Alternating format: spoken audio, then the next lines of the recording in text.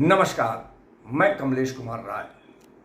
उत्तर प्रदेश में 2022 का विधानसभा चुनाव जैसे जैसे नजदीक आता जा रहा है, इस बात की चर्चा होने लगी है कि आखिर प्रदेश में साइकिल दौड़ेगा या फिर कमल खिलेगा। दरअसल पंचायत के चुनाव में सपा को बेहतर सफलता मिलने के बाद सपा जिस ढंग से उत्साहित दिख रही है, उससे ऐसा लगने लगा है कि वह भाजपा को एक अच्छी खासी टक्कर देने के लिए अपने को तैयार कर रही है।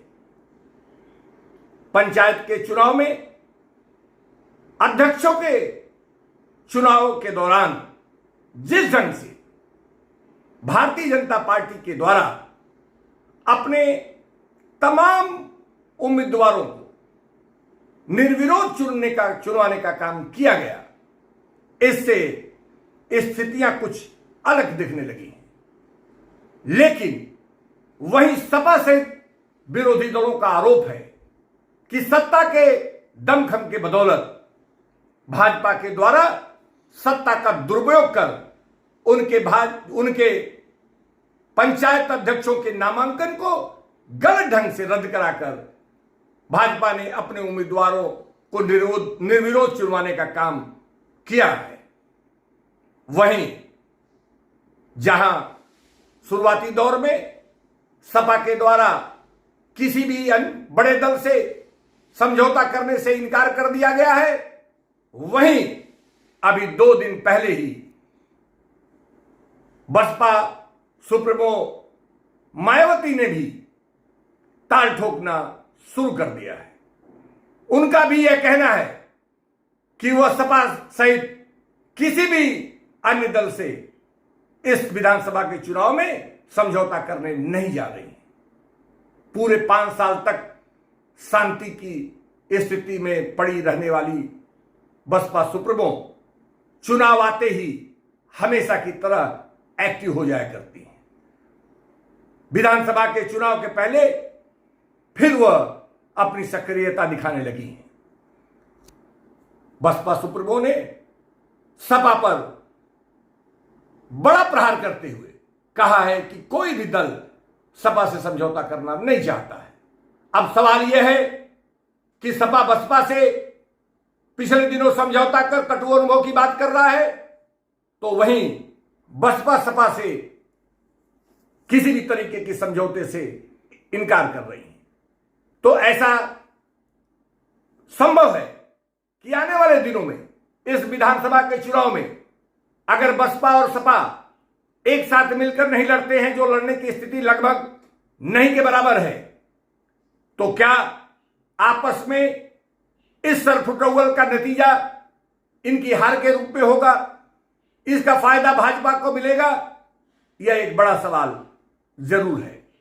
कांग्रेस जहां प्रदेश में पूरी तौर पर हाशिए पर है, उसकी सक्रियता भी लगभग नगण्य है।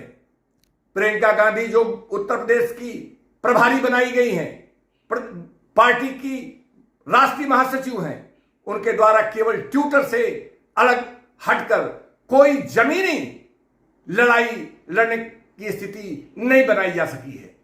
नतीजा यह है कि कुल मिलाकर भाजपा और सपा के बीच में टक्कर होने की संभावना है।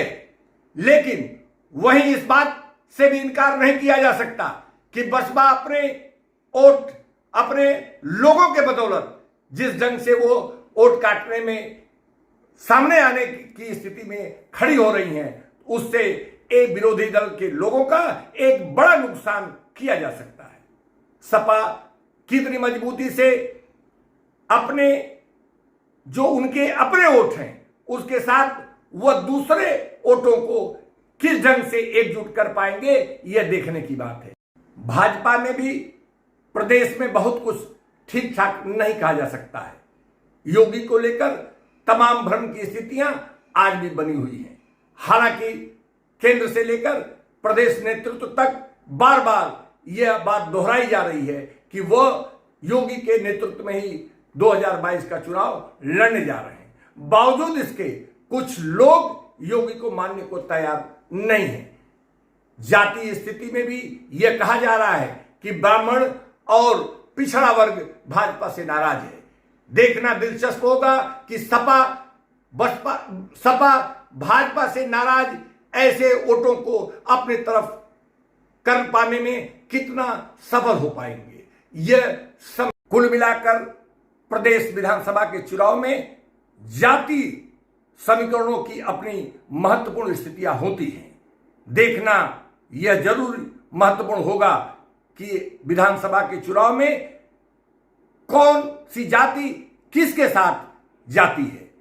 भाजपा से लेकर सपा और बसपा से लेकर कांग्रेस तक के लोग जाति समीकरणों को ठीक करने में जुट चुके हैं।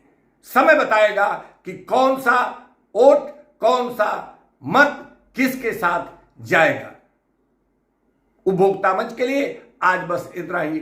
नमस्कार।